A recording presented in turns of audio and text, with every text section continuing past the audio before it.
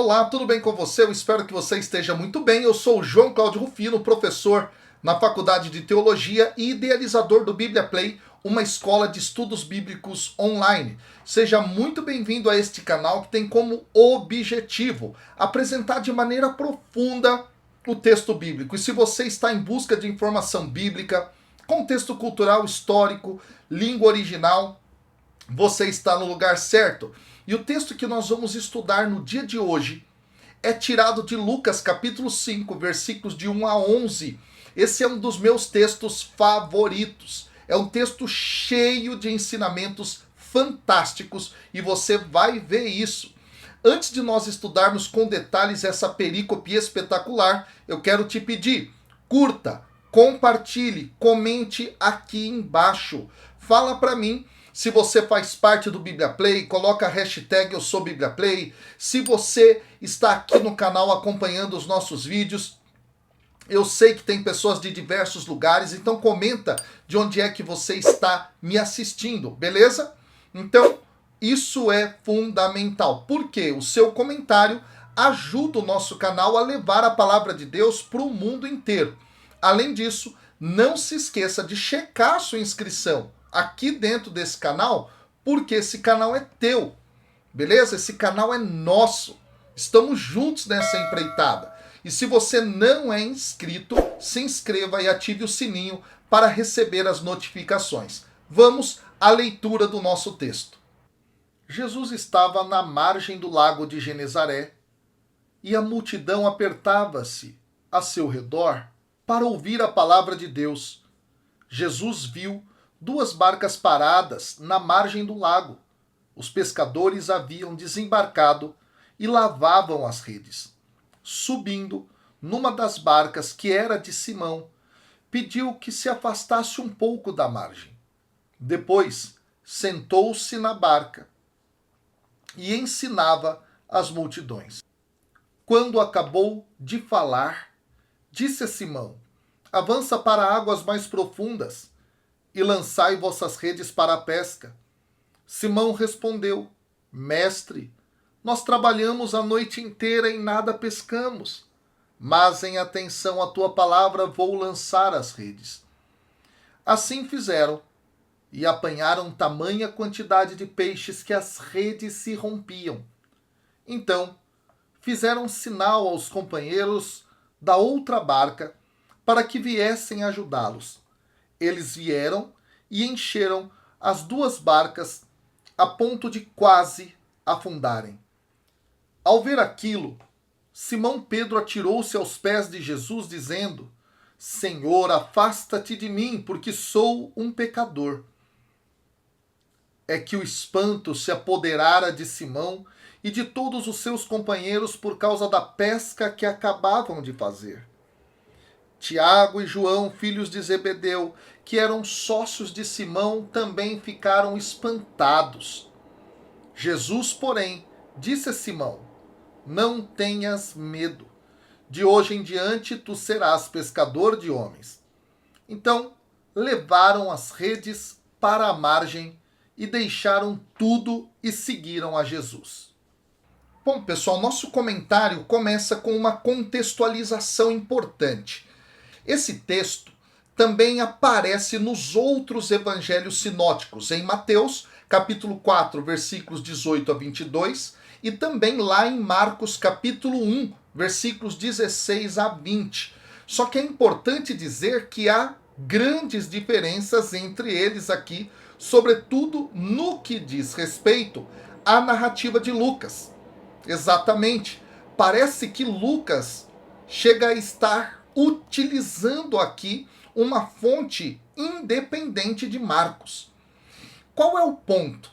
Lucas introduz os primeiros discípulos imediatamente após a dupla apresentação do Messias. Então, primeiro ele apresenta, ressaltando no capítulo 4, versículos 16 a 30, as palavras de Jesus, e depois, no capítulo 4, versículos 31 a 44, os atos de Jesus. Então é bem interessante isso, ok? Isso não ocorre nem em Marcos, nem em Mateus. Aí vem o versículo 1. Jesus estava na margem do lago de Genezaré e a multidão apertava-se ao seu redor para ouvir a palavra de Deus. Aqui no versículo 1, pessoal, o lago é chamado de Lago de Genezaré. O que é interessante nisso? Lucas é o único evangelista que usa esse nome. Esse dado é fantástico. Agora, o que significa o termo Genezaré? Genezaré significa Jardim do Príncipe. Olha que fantástico isso. Só Lucas chama assim.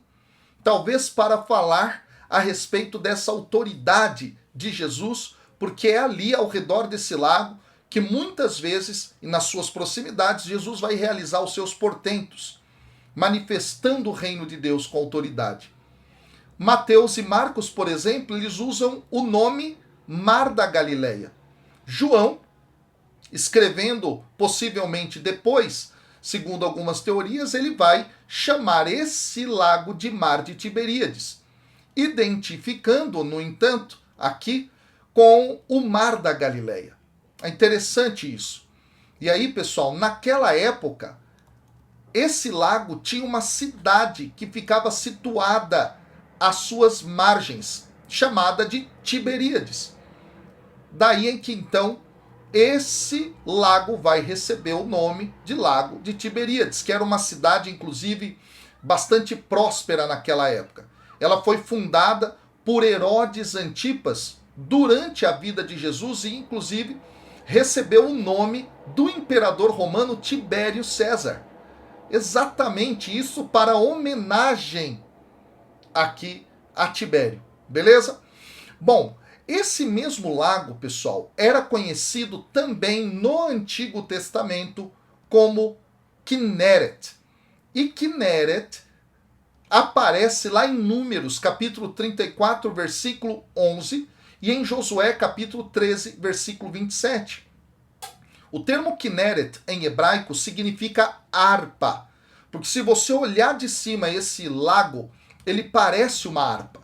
É muito interessante isso, aliás, até hoje lá em Israel, esse lago de água doce é chamado de Kinneret. Bom, nesse versículo aparece o termo lago aqui. E esse termo lago, pessoal, ele é bastante interessante. No grego é line. E line é apenas um termo usado por Lucas e também pelo autor do Apocalipse para falar do lago de fogo lá em Apocalipse 19, 20. E essa palavra significa mais propriamente um lago pantanoso. Olha que dado interessante. E é apropriado aqui. Por quê? Porque as margens desse lago, em vários dos seus locais, é pantanosa. Interessante isso. Agora, o termo mar, thalassa, em grego, foi originalmente usada pelos gregos para designar o Mediterrâneo e mais tarde qualquer tipo de lençol de água. O Mar da Galileia é um lago, pessoal. Um lago que é chamado de mar.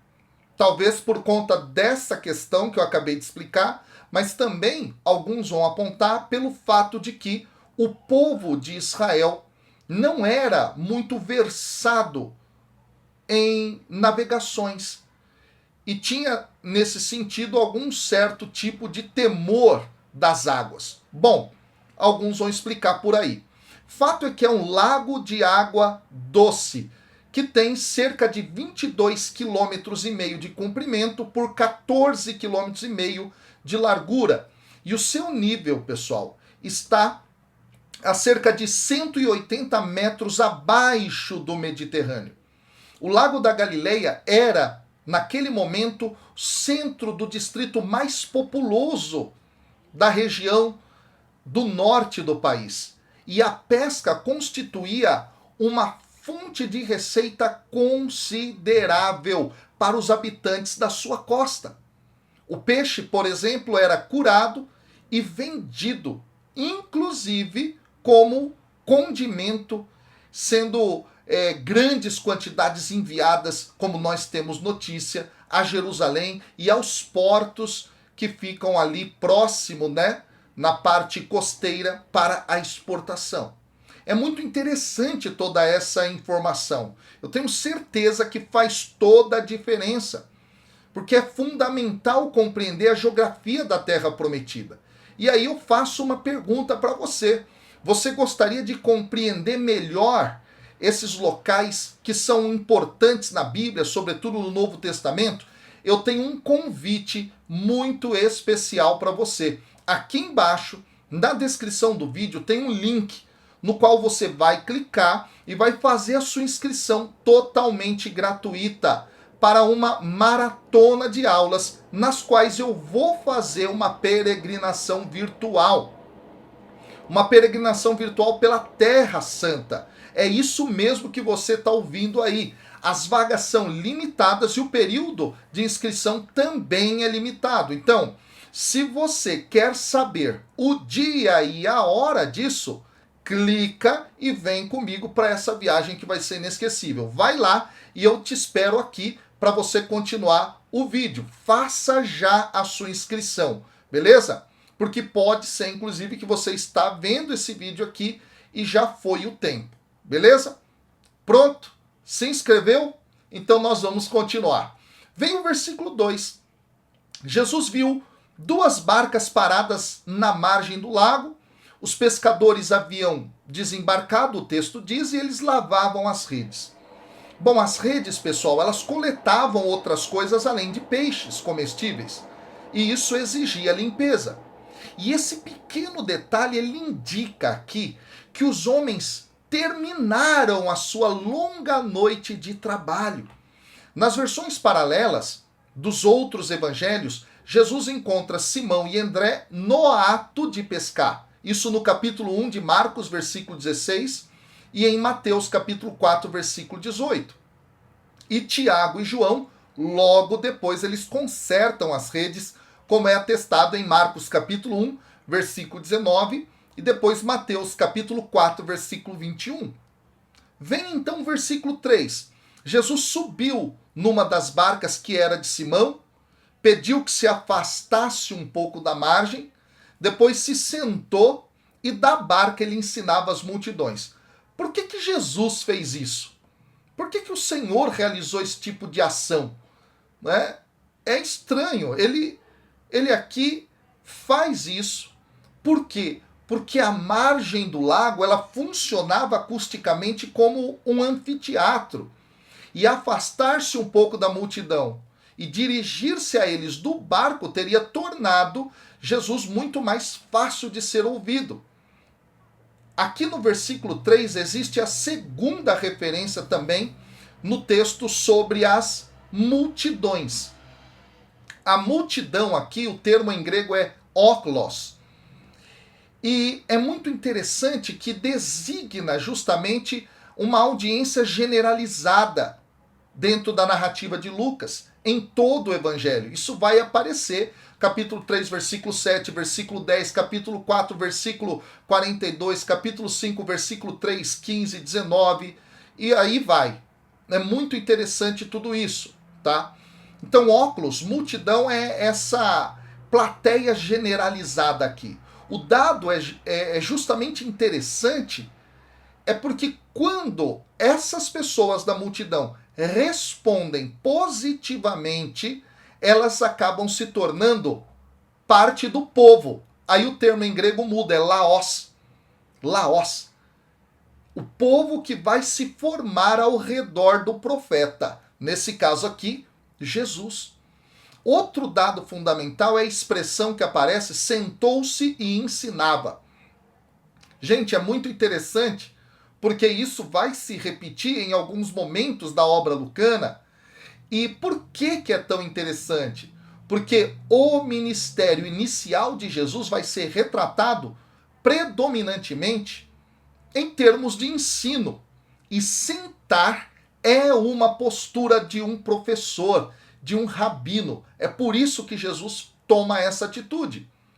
Aí então Jesus dá uma ordem a Pedro no versículo 4, quando acabou então de falar, ensinando aquelas pessoas, ele disse: avança para águas mais profundas, lançai as vossas redes para a pesca.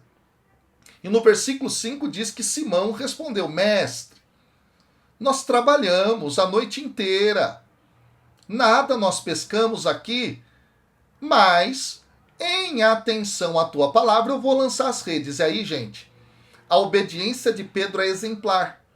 Porque um pescador, ele pode confiar nos ensinamentos de um rabino sobre questões religiosas, mas ele não precisa fazer isso em seu próprio campo de especialização, que era a pesca. Os pescadores, pessoal, trabalharam com uma rede de arrasto a noite toda, o que deveria ter capturado muito mais peixes do que as instruções de Jesus no capítulo 5, versículo 5. Isso chama a atenção. E aqui então, Pedro lança as redes. Bom, fontes sugerem, pessoal, que peixes eles eram mais facilmente pescados à noite do que de dia no lago da Galileia. Por quê? Porque é muito calor e os peixes então vão para o fundo do lago. Olha que dado interessante. E os peixes que eram pescados de madrugada, eles eram vendidos logo pela manhã. Essa era a prática da época. Aí vem o versículo 6. Assim fizeram e apanharam tamanha quantidade de peixes que as redes se rompiam. Agora é interessante aqui, porque os peixes, pessoal, comestíveis no interior do Mar da Galileia, o Lago de Genezaré, incluem variedades de carpas hoje em dia. E Flávio Josefo, um historiador muito importante da antiguidade, ele diz que o Lago da Galileia continha vários tipos de peixes.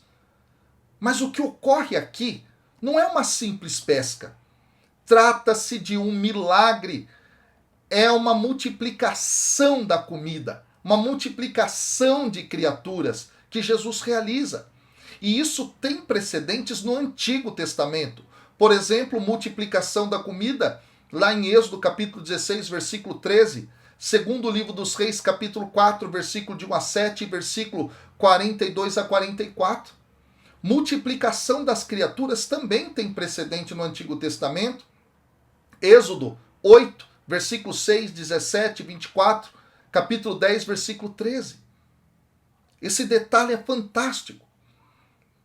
Agora, segundo aquilo que a gente lê em João capítulo 21, versículo 11, a maravilha é que os peixes são em número de 153. E 153, segundo Jerônimo, ou São Jerônimo, é a designação de todas as espécies de peixes. Eu comentei esse texto aqui já no canal e eu expliquei as discussões a respeito disso, beleza? Dá uma procurada aí que é bem interessante. Aí vem o versículo 7. Então fizeram um sinal para os companheiros de outra barca para que eles viessem ajudá-los. O termo companheiro aqui, pessoal, traduz o termo grego metorros. Só que no versículo 10, aqui quando se fala que Tiago e João eles eram sócios de Pedro, o termo utilizado vai ser outro. É koinonos. Isso é fantástico, pessoal. Lucas retrata Simão e os filhos de Zebedeu como sócios comerciais. Ao usar esse termo aqui, que sugere uma combinação de interesses, de posses, Lucas prepara o leitor para a comunidade galileia em Jerusalém. Lá em Atos capítulo 2, versículo 41 a 47, capítulo 4, versículos 32 e 37 também, onde eles formarão uma koinonia. Olha aí, koinonos e koinonia, mesma raiz aqui. Ou seja, koinonia é uma comunidade. Então aqui já há a direção para isso. E aí o texto continua que eles vieram, encheram as duas barcas a ponto de quase afundarem. Gente, o custo indireto do equipamento para pescaria era alto. E nesse sentido, então, os pescadores costumavam trabalhar juntos em cooperativas. As famílias, às vezes, inclusive, trabalhavam juntas. Para quê? Para poder aumentar os lucros. Outras cooperativas de pesca, inclusive, são conhecidas na antiga Judéia. Portanto, isso aqui não é incomum. Não é incomum que Pedro e André tenham negócios com a família de Zebedeu, por exemplo. Homens trabalhando em mais de um barco, eles podiam lançar redes maiores, inclusive, do que aqueles que trabalhavam em apenas um. Os peixes podiam ser despejados num barco e as redes puxadas para a costa. É muito interessante isso. Aí o versículo 8 diz que ao ver aquilo, Simão Pedro atirou-se aos pés de Jesus. E essa ação de Pedro de se atirar aos pés de Jesus, pessoal, é um turning point na narrativa, é um ponto de virada na narrativa, que é muito característica de Lucas, que vai utilizá-la lá no capítulo 22, versículo 41, em Atos, capítulo 7, versículo 60, capítulo 9, versículo 40, capítulo 20, versículo 36, capítulo 21, versículo 5. Aqui a linguagem corporal é clara. É clara. Outra coisa fantástica aqui é a designação de Jesus por parte de Pedro como Senhor, Kyrios. Lembra que no começo ele chamou o Senhor de mestre. E parece então que aqui ou há uma equivalência ou ainda o leitor é capaz de detectar naturalmente uma ressonância mais profunda do poder e da autoridade de Jesus ao longo dessa narrativa aqui. Há um crescente. Então Pedro diz: afasta, Senhor, afasta-te de mim, porque eu sou pecador. A resposta de medo ou de temor antes da revelação do poder transcendente é uma experiência da fenomenologia da religião. O que é notável aqui, pessoal, é que a frase usada por Pedro repete justamente a ordem que Jesus deu aos demônios no capítulo 4, versículo 35. Afasta-te dele. Olha só, pode ser designado então aqui o Pedro, nesse sentido, como alguém que quer repelir o Senhor porque ele se sente pecador. E por ser designado como um pecador, hamartolos em grego aqui, Pedro ele vai ser colocado na linha dos profetas, como Isaías, que respondeu à visão da glória do Senhor de maneira muito semelhante, lá no capítulo 6, versículo 5. E também representa os pecadores que na narrativa de Lucas respondem de forma positiva a Jesus, se convertendo. Como no capítulo 5, versículo 30, versículo 32, capítulo 7, versículo 34, 39, versículo 15, capítulo 15, versículo 1, e assim sucessivamente, como nós vemos até lá no capítulo 19, versículo 7, na narrativa de Zaqueu. Aí o versículo 9 então diz que o espanto se apoderara de Simão e de todos os seus companheiros aqui, por causa da pesca que eles tinham acabado de fazer. E aí o texto fala que Tiago e João, os filhos de Zebedeu, que eram sócios de Simão, também ficaram espantados. O espanto aqui, pessoal, thambos em grego, ele deve ser entendido como um temor religioso perante o santo, como também acontece lá em Atos capítulo 3, versículo 10. Aí Jesus diz para Simão, então, não tenhas medo. Bom, depois da menção que foi feita a Tiago e João, a atenção agora ela se volta para Pedro, pessoal. Justamente para a ordem dele cessar de temer, cessar o medo. Que é algo que é uma retomada daquilo que está anteriormente no texto, no capítulo 1, versículo 13, no capítulo 2, versículo 10 da narrativa lucana. É muito interessante isso. O anjo fala isso a Zacarias, o anjo fala isso também a Maria. Pedro, então, vai ser colocado como um personagem fundamental na narrativa a partir disso. E aí o texto diz que De hoje em diante, Jesus fala para eles: serás pescadores de homens. Os paralelos conceituais aqui, pessoal, com pescador de homens, podem ser encontrados no Antigo Testamento. Lá em Jeremias capítulo 16, versículo 16, em Amós capítulo 4, versículo 2, em Abacuque capítulo 1, versículo 17. Então, o texto fala no versículo 11, levaram as barcas para a margem, deixaram tudo e seguiram Jesus. O verbo seguir, akoluteo em grego, é usado em todos os evangelhos para mais do que um ato físico, mas ele denota a lealdade espiritual de um discípulo. E isso vai aparecer no capítulo 9, versículo 23, versículo 49, versículo 57, versículo 59, versículo 61, capítulo 18, versículo 22, 28 e 43, capítulo 22, versículo 39 e 54, pessoal. Em Lucas, a noção de seguir assume, portanto, um significado especial por causa da importância da jornada de Jesus em direção a Jerusalém, que é o local onde ele vai entregar a sua vida por cada um de nós. Que texto fantástico! E aí, eu quero te fazer uma pergunta. Responda aqui nos comentários. O que te chamou mais atenção nesse texto? Como ele ressoa na tua vida de cristão? Responde aí para mim.